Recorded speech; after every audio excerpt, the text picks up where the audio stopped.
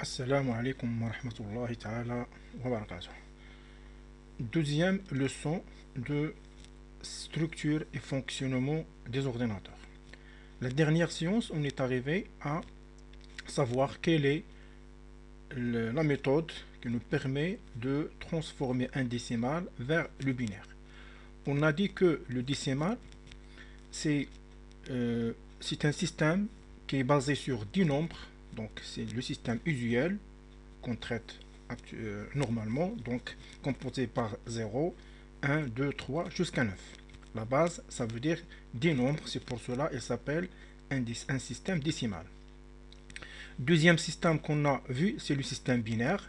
C'est un système composé par deux nombres de base. Ce sont les deux premiers numéros de système décimal, 0 et 1. Donc, et on a vu comment transformer un décimal vers le binaire. Donc vous avez ici sur le tableau, mais on peut lire les autres systèmes, donc comme le système hexadécimal. Le système hexadécimal, c'est un système numérique à base 16. On utilise les 10 symboles du système décimal, 0 jusqu'à 9, donc 10 nombres, plus les 6 premières lettres de l'alphabet, A, B, C, D, E, F. Donc 10 plus 6, ça veut dire 16. C'est pour cela qu'on l'appelle système hexadécimal. Et il y a d'autres systèmes qui s'appellent système octal. Donc ce tableau, il va nous démontrer la configuration ou l'équivalence des nombres de base entre les différents systèmes. Donc le système usuel, donc puisque le système hexadécimal composé par 16 nombres, donc j'ai tapé les nombres de 0 jusqu'à 15, ça veut dire 16 nombres. Le système binaire, donc 0 équivalent à 0, le 1 équivalent à 1, donc 2 équivalent à 10, 3, 11 jusqu'à 15 111. Troisième système qu'on a vu, donc composé par 16 nombres, donc 0 jusqu'à 9. Après le 9, il y a A, B, C, D, E, F. Et le troisième système qui s'appelle système octal. Donc système octal, c'est un système composé de 8 nombres de système décimal, les 8 premiers nombres. Donc 0 jusqu'à 7. Et après le 7, ça veut dire en éliminant le nombre 8 et 9. Donc 7, après 7, il y a 10, 11 jusqu'à 17. Lorsqu'on arrive à 17, donc il y a 20. Toujours en sautant les nombres qui contiennent le chiffre 8 et 9. Donc, dans cette vidéo, on va voir comment transformer un décimal vers toutes les bases. Donc, on a vu l'opération de transformation d'un décimal vers le binaire en utilisant l'opération de la division sur la base binaire, ça veut dire la division par 2, et en trouvant, bien sûr, lorsqu'on fait la division, donc il y aura un quotient et un reste. Donc le quotient de son tour, il se divise par 2 jusqu'à ce que le quotient sera nul. Donc la même opération, on va les faire sur octal. Donc pour transformer un décimal vers l'octal, on va diviser ce nombre décimal par 8. Et en trouvant un quotient et un reste, toujours ce quotient se divise par 8 jusqu'à ce que le quotient sera nul. Et même chose pour l'hexadécimal en divisant par 16. Donc je vais lancer note et on va voir une. Donc ça c'est PowerPoint. Donc on va voir la première opération. Donc on va lire un nombre décimal quelconque. Par exemple, je vais taper 41. C'est un nombre en décimal. Je vais le transformer en binaire et en octal et en hexadécimal. Donc la première opération, on va le transformer en binaire. Donc je prends 41 divisé par 2. Donc toujours on divise par la base. Donc 41 divisé par 2, c'est 20,5. mais je tape que la partie entière. Donc 20 fois 2, il nous donne 40. Donc je peux la taper. Et après, 41 moins 40, il nous donne le reste, c'est 1. Donc ça, le reste qui m'intéresse. Et toujours, puisque 20, il est supérieur à 0, donc je la divise par 2. Donc c'est 10. 10 fois 2, il nous donne 20. Et 20 moins 20, c'est le 0 qui m'intéresse. Et ainsi de suite. Donc je divise par 2, il nous donne 5. 5 fois 2, c'est 10. 10 moins 10, c'est 0. De son tour, le nombre 5, on divise par de ces deux virgules. Donc, tout simplement, je tape la partie entière. 2 fois 2, c'est 4. Et 5 moins 4, elle reste 1. Et 2 divisé par 2, c'est 1. Et 1 fois 2, c'est 2. 2 moins 2, il me reste 0. Et de son tour, 1 divisé par 2, c'est 0,5. Je tape que la partie entière. 0 fois 2, c'est 2. 0 fois 2, c'est 0. 1 moins 0, donc il me reste 1, 0. Oh. Donc 1 moins 0, c'est 1. Voilà. Donc le quotient est nul, donc je ne peux pas diviser le nul. Donc toujours je trouve le 0, donc ce n'est pas la peine. Donc, et on prend les valeurs à partir de fin.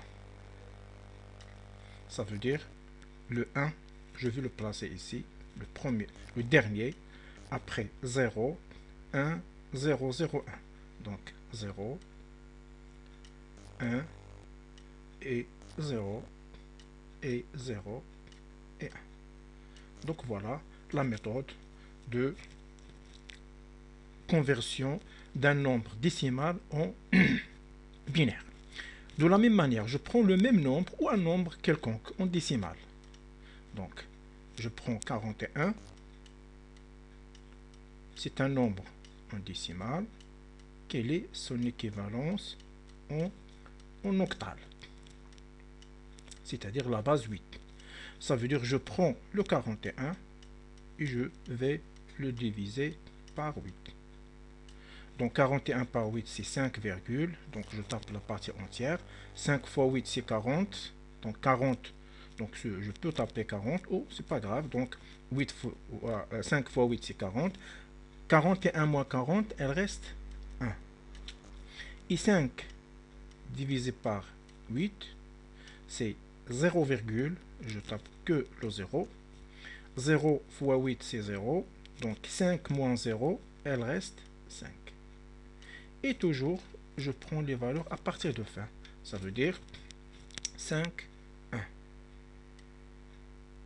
Donc, l'équivalence de 41 en décimale est égale à 51. Je prends même valeur, 41. Je peux la diviser, donc, pour la transformer, donc, 41 en système décimal, à quoi est égal en système hexadécimal. Ça veut dire la base 16. Donc, je dois la diviser par 16. Donc, 41 divisé par 16, donc elle nous donne 2. Parce que 2 fois 16, c'est 32.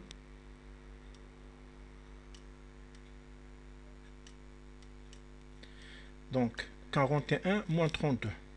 Il me reste 9. Et 2 divisé par 16, c'est 0, je tape que le 0. Et 0 fois 16, c'est 0. Donc, 2 moins 0, il me reste 2. Et je prends les valeurs à partir de fin. C'est 2 et 9. Ça veut dire 29. Donc voilà la méthode de conversion, c'est la même méthode. Pour le binaire, je divise par 2. Pour l'octal, je divise par 8. Et pour l'hexadécimal, je divise par 16 jusqu'à ce que le quotient soit nul. Et je prends les valeurs à partir de fin. Donc voilà la méthode. Donc j'ai un petit souci concernant le système octal. Donc je vais prendre une valeur qui va nous donner un reste plus que ou égal à 10. Donc je vais prendre 45. Donc je prends la valeur 45 à base 10 à quoi est égal un système hexadécimal. Bien sûr, c'est la même méthode, mais on va voir une nouvelle. Donc, je divise par 16.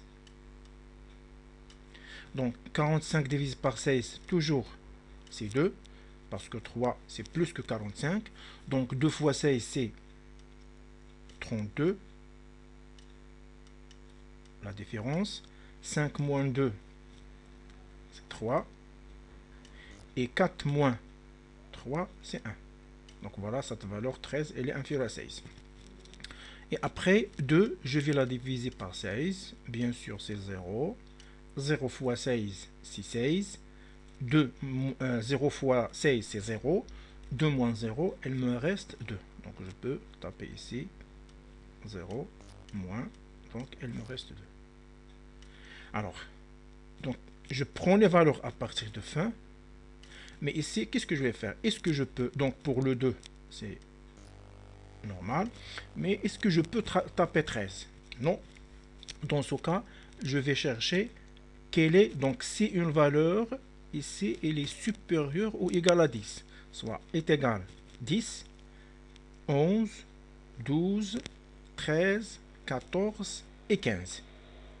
Parce que 16, donc je dois ajouter une valeur sur le quotient. Donc pour ces nombres, je dois utiliser le tableau suivant. Donc nous ici, nous avons la valeur 13.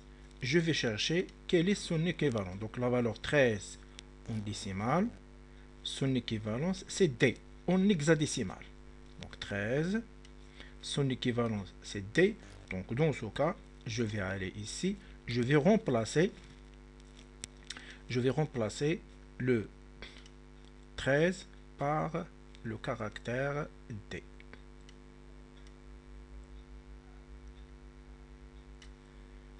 Voilà. Donc, et après, je vais aller pour taper 2D. Au lieu de 13, il va nous donner 213.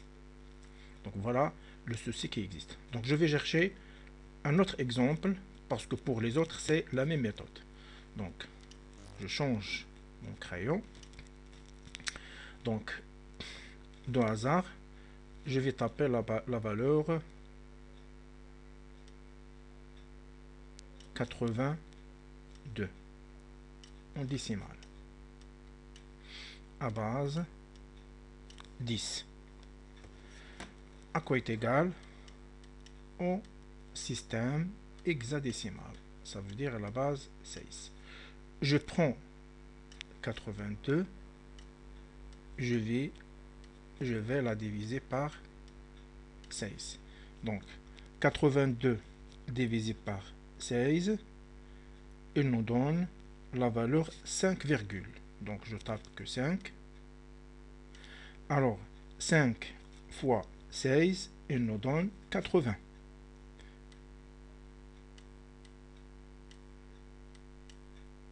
Donc 80, 2 moins 80, c'est 2. Et 5 divisé par 16, c'est 0. 0 fois 16, c'est 0, moins, il me reste 5.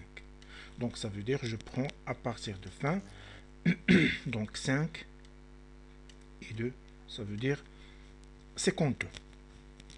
Donc sur ce nombre 82, pour arriver à une valeur plus que égale à 10, donc 82, je vais ajouter 9 caractères, ça veut dire 91.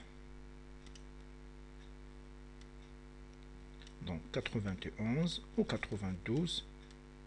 Donc à base 10 est égal en hexadécimal. Donc je prends la valeur 91 divisé par 16. Donc 91 divisé par 16, il nous donne 5, voilà. Et après, je vais multiplier 5 fois 16, il nous donne 80. Et la différence, 91 moins 80, c'est 11. Voilà, une valeur supérieure ou égale à 10, où cette valeur elle est entre 10 et 15. Donc si je prends la valeur maintenant, 5 divisé par 16, c'est 0, donc je vais taper que la partie entière. 0 fois 16, c'est un 0, et moins, elle va nous donner 5. Alors dans ce cas, qu'est-ce que je vais faire? 5, c'est une valeur inférieure strictement à 10, donc je peux la taper. Mais pour le 11, je dois chercher l'équivalent 11 de décimale est égal à B. Voilà. Donc le B, changer la couleur, tout simplement, par exemple ça. Donc ça, 11 est égal à B, soit majuscule, soit minuscule. Donc 5B, en prenant les valeurs à partir de fin. Donc la dernière valeur c'est 5. Et la valeur qui suit c'est B au lieu de 5, 11, ça veut dire 511.